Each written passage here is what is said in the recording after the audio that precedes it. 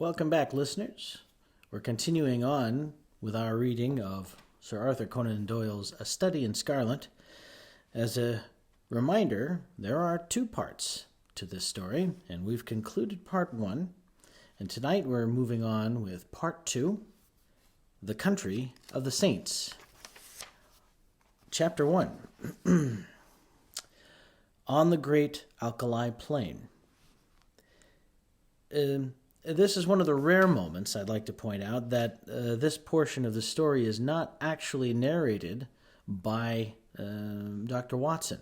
This is a section of the story that is written not from the first-person perspective, but as more of a general story. So here we go. In the central portion of the great North American continent, there lies an arid and repulsive desert, which for many a long year served as a barrier against the advance of civilization.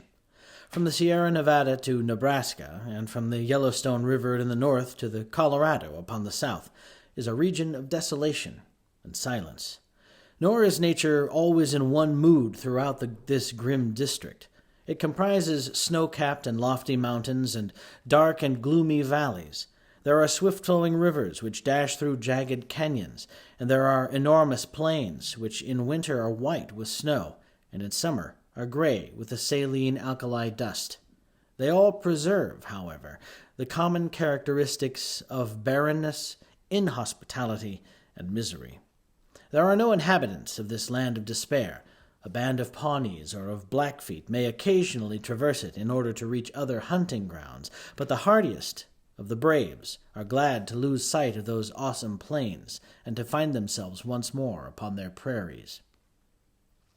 The coyote skulks among the scrub, the buzzard flaps heavily through the air, and the clumsy grizzly bear lumbers through the dark ravines and picks up such sustenance as it can amongst the rocks. These are the sole dwellers in this wilderness. In the whole world there can be no more dreary view than that from the northern slope of the Sierra Blanco.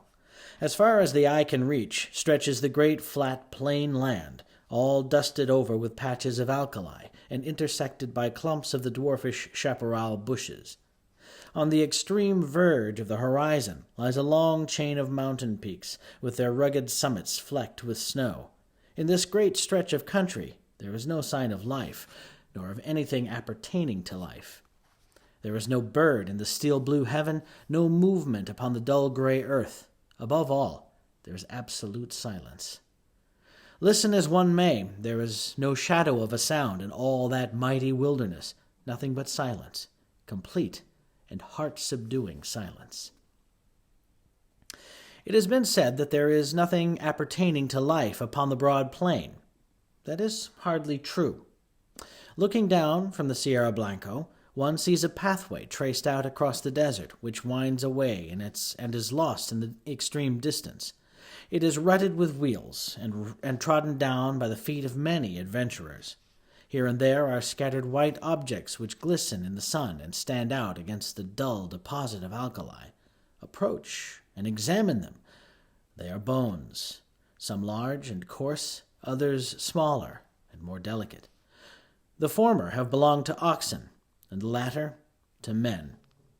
For 1,500 miles one may trace this ghastly caravan route by these scattered remains of those who had fallen by the wayside.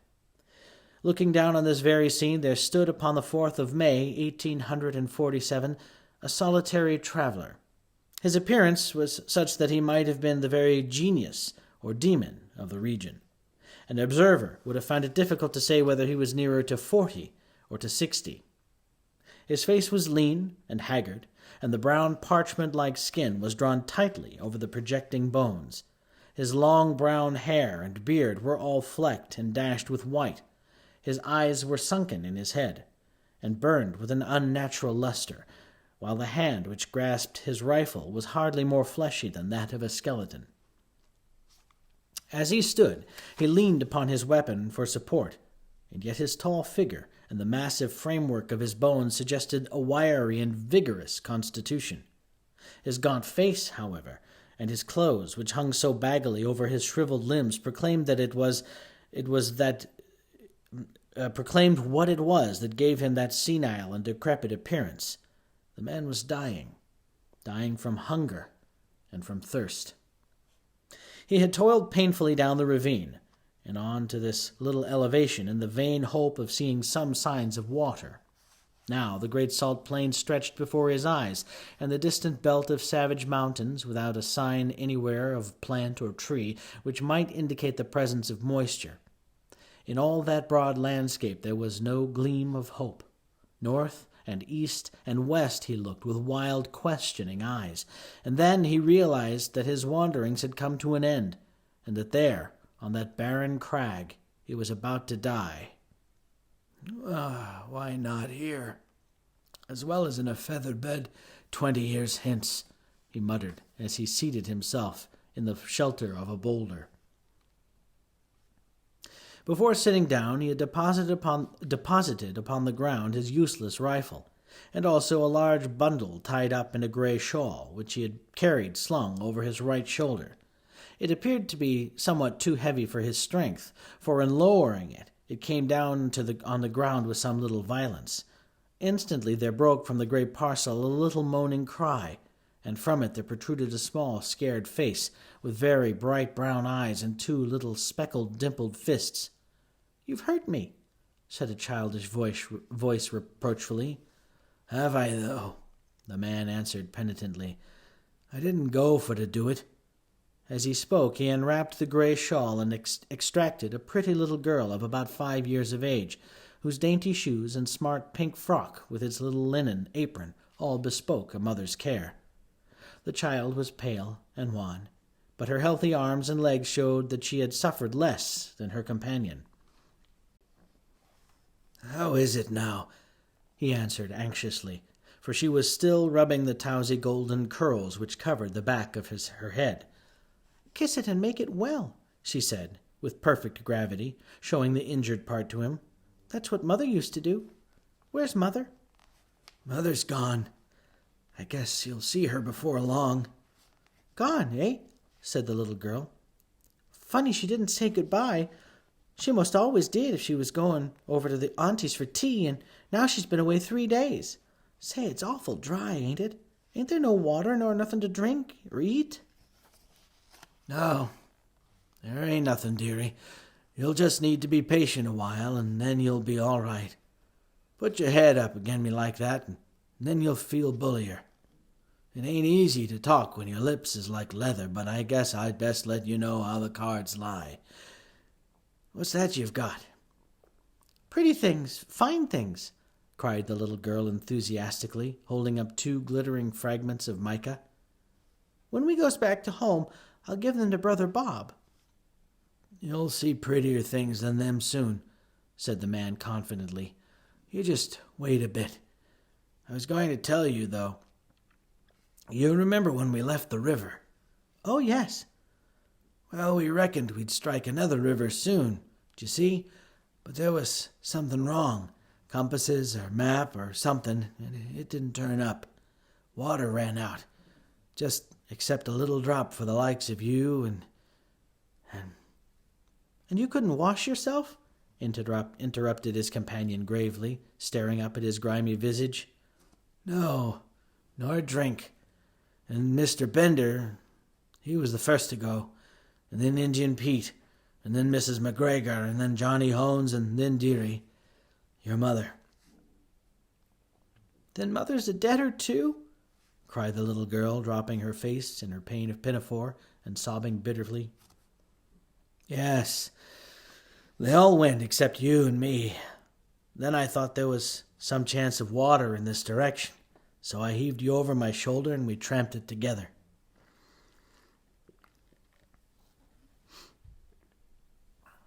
"It don't seem as though we've improved matters. There's an almighty small chance for us now." "Do you mean that we're going to die too?" asked the child, checking her sobs and raising her tear-stained face. "I guess that's about the size of it." "Why didn't you say so before?" she said, laughing gleefully. "You gave me such a fright. Why, of course, now as long as we die, we'll be with Mother again." "Yes, you will, dearie. And you too. I'll tell her how awful good you've been. I'll bet she meets us at the door of heaven with a big pitcher of water and a lot of buckwheat cakes, hot and toasted on both sides, like Bob and me was fond of. How long will it be first? I don't know. Not very long. The man's eyes were fixed upon the northern horizon. In the blue vault of the heaven there had appeared 3 little specks which increased in size every moment, so rapidly did they approach. They speedily resolved themselves into 3 large birds, which circled over the heads of the 2 wanderers, and then settled upon some rocks which overlooked them. They were buzzards, the vultures of the west, whose coming is the forerunner of death. Cocks and hens, cried the little girl gleefully, pointing at the ill-omened forms, and clapping her hands to make them rise. Say, did God make this country? In course he did, said her companion, rather startled by this unexpected question. He made the country down in Illinois, and he made the Missouri, the little girl continued. I guess somebody else made the country in these parts. It's not nearly so well done. They forgot the water and the trees. What would you think of offering up prayer? The man asked diffidently. It ain't night yet, she answered. It don't matter. It ain't quite regular, but he won't mind that, you bet. You say over them ones what you used to say every night in the wagon when we was on the plains. Well, why don't you say some yourself? The child asked with wondering eyes. I disremember them, he answered. I ain't said none since I was half the height of that gun. I guess it's never too late. You say them out, and I'll stand by and come in on the choruses. Well, then you'll need to kneel down, and me too, she said, laying the shawl out for that purpose. You've got to put your hands up like this. It makes you feel kind of good. It was a strange sight, had there been anything but the buzzards to see it. Side by side on the narrow shawl knelt the 2 wanderers, the little prattling child, and the reckless, hardened adventurer. Her chubby face and his haggard, angular visage were both turned up to the cloudless heaven in heartfelt entreaty to that dread being with whom they were face to face, while the 2 voices, the one thin and clear, the other deep and harsh, united in the entreaty for mercy and forgiveness. The prayer finished, they resumed their seat in the shadow of the boulder until the child fell asleep, nestling upon the broad breast of her protector. He watched over her slumber for some time, but nature proved to be too strong for him. For 3 days and 3 nights he had allowed himself neither rest nor repose. Slowly the eyelids drooped over the tired eyes, and the head sunk lower and lower upon the breast, until the man's grizzled beard was mixed with the gold tresses of his companion, and both slept the same deep and dreamless slumber. Had the wanderer remained awake for another half-hour, a strange sight would have met his eyes. Far away on the extreme verge of the Alkali plain there rose up a little spray of dust, very slight at first, and hardly to be distinguished from the mists of the distance, but gradually growing higher and broader until it formed a solid, well-defined cloud. This cloud continued to increase in size until it became evident that it could only be raised by a great multitude of moving creatures. In more fertile spots, the observer would have come to the conclusion that one of those great herds of bisons which graze upon the prairie land was approaching him.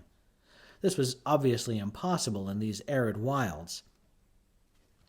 As the whirl of dust grew nearer to the solitary bluff upon which the 2 castaways were reposing, the canvas-covered tilts of wagons and the figures of armed horsemen began to show up through the haze, and the apparition revealed itself as being a great caravan upon its journey for the west.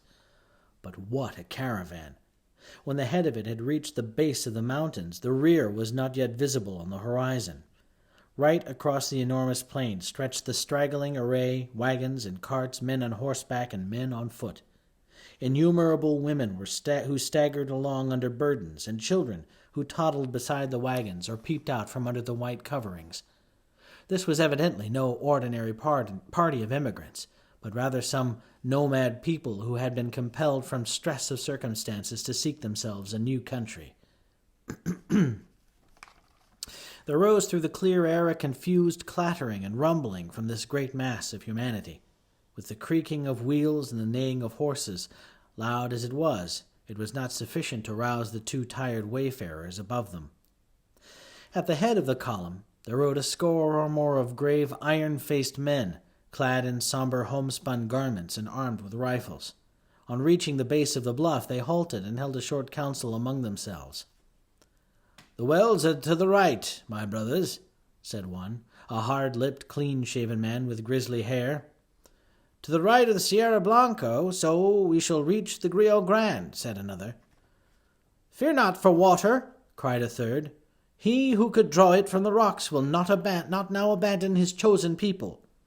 "Amen, amen," responded the whole party. They were about to resume their journey, when one of the youngest and keenest-eyed uttered an exclamation and pointed up at the rugged crag above them. From its summit there fluttered a little wisp of pink, showing up hard and bright against the gray rocks beyond. At the sight there was a general reining up of horses and unslinging of guns, while fresh horsemen came galloping up to reinforce the vanguard. The word "Redskins" was on every lip. "There can't be any number of Injuns here," said the elderly man who appeared to be in command. "We have passed the Pawnees, and there are no other tribes until we cross the great mountains." "Shall I go forward and see, Brother Stangerson?" asked one of the band. And I," cried a dozen voices. "Leave your horses below, and we will await you here," the elder answered. In a moment the young fellows had dismounted, fastened their horses, and were ascending the precipitous slope which led up to the object which had excited their curiosity. They advanced rapidly and noiselessly with the confidence and dexterity of practiced scouts. The watchers from the plain below could see them flit from rock to rock until their figures stood out against the skyline. The young man who had first given the alarm was leading them. Suddenly his followers saw him throw up his hands as though overcome with astonishment, and on joining him they were affected in the same way by the sight which met their eyes. On the little plateau which crowned the barren hill there stood a single giant boulder, and against this boulder there lay a tall man, long-bearded and hard-featured, but of an excessive thinness. His placid face and regular breathing showed that he was fast asleep. Beside him lay a little child, with her round white arms encircling his brown sinewy neck, and her golden-haired head resting upon the breast of his velveteen tunic. Her rosy lips were parted, showing the regular line of snow-white teeth within, and a playful smile played over her infantile features. Her plump little white legs, terminating in white socks and neat shoes with shining buckles, offered a strange contrast to the long shriveled members of her companion. On the ledge of rock above this strange couple there stood 3 solemn buzzards who, at the sight of the newcomers, uttered raucous screams of disappointment and flapped sullenly away. The cries of the foul birds awoke the 2 sleepers, who stared about them in bewilderment. The man staggered to his feet and looked down upon the plain which had been so desolate when sleep had overtaken him, and which was now traversed by this enormous body of men and of beasts. His face assumed an expression of incredulity as he gazed, and he passed his bony hand over his eyes. "This is what they call delirium, I guess," he muttered. The child stood beside him, holding on to the skirt of his coat, and said nothing, but looked all around her with the wondering, questioning gaze of childhood. The rescuing party were speedily able to convince the 2 castaways that their appearance was no delusion. One of them seized the little girl and hoisted her upon his shoulder, while 2 others supported her gaunt companion and assisted him toward the wagons. "My name is John Ferrier," the wanderer explained. "Me and that little un are all that's left of 21 people. The rest is all dead of thirst and hunger away down in the south." "Is she your child?" asked someone. "I guess she is now," the other cried defiantly. "She's mine 'cause I saved her. No man will take her from me. She's Lucy Ferrier from this day on. Who are you, though?" He continued, glancing with curiosity at his stalwart, sunburned rescuers. "There seems to be a powerful lot of you." "Nigh upon 10,000, said one of the young men. "We are the persecuted children of God, the chosen of the angel Morona." I never heard tell of him, said the wanderer. He appears to have chosen a fair crowd of you. Do not jest at that which is sacred, said the other sternly. We are of those who believe in those sacred writings drawn in Egyptian letters on plates of beaten gold, which were handed unto the holy Joseph Smith at Palmyra. We have come from Nauvoo, in the state of Illinois, where we had founded our temple. We have come to seek a refuge from the violent man and from the godless, even though it be the heart of the desert. The name of Nauvoo evidently recalled recollections to John Ferrier. I see, he said. You are the Mormons. We are the Mormons, answered his companions with one voice. And where are you going? We do not know. The hand of God is leading us under the person of our prophet. You must come before him. He shall say what is to be done with you. They had reached the base of the hill by this time, and were surrounded by crowds of the pilgrims, pale-faced, meek-looking women, strong, laughing children, and anxious, earnest-eyed men. Many were the cries of astonishment and commiseration which arose from them when they perceived the youth of one of the strangers and the destitution of the other.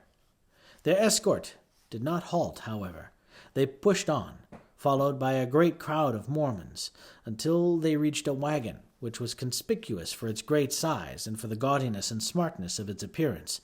6 horses were yoked to it, whereas the others were furnished with 2 or at most 4 apiece. Beside the driver there sat a man who could not have been more than 30 years of age, but whose massive head and resolute expression marked him as leader. He was reading a brown-backed volume, but as the crowd approached he laid it aside and listened attentively to an account of the episode. Then he turned to the 2 castaways. "If we take you with us," he said in solemn words, "it can only be as believers in our creed. We shall have no wolves in our fold. Better far that your bones should bleach in this wilderness than you should prove to be that little speck of decay which in time corrupts the whole fruit. Will you come with us on these terms?" "Guess I'll come with you on any terms," said Ferrier, with such emphasis that the grave elders could not restrain a smile. The leader alone retained his stern, impressive expression. "Take him, Brother Stangerson," he said.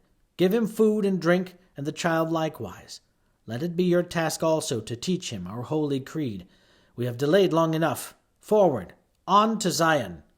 On to Zion!" cried the crowd of Mormons, and the words rippled down the long caravan, passing from mouth to mouth until they died away in a dull murmur in the far distance. With a cracking of whips and a creaking of wheels, the great wagons got into motion, and soon the whole caravan was winding along once more. The elder, to whose care the 2 waifs had been committed, led them to his wagon, where a meal was already waiting them. "You shall remain here," he said. "In a few days you will have recovered from your fatigues. In the meantime, remember that now and forever you are of our religion. Brigham Young has said it, and he has spoken with the voice of Joseph Smith, which is the voice of God." And there ends Chapter 1 of Part 2.